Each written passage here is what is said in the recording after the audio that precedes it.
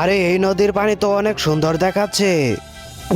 দাঁড়াও, কে কথা বলে? এটা কি করছো তুমি? তুমি এই নদীর পানি খেও না। কেন? এই নদীতে আমরা অনেক জলপরি আর জলপরা থাকি। নদীর সব পানি খেয়ে ফেললে তো আমরা সবাই মারা যাব।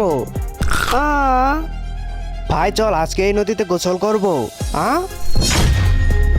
আরে ভাই এই নদীর পানি এত কমে গেছে কিভাবে? আমি বলছি, একটি দানব এসে এই নদীর সব পানি খেয়ে ফেলেছে।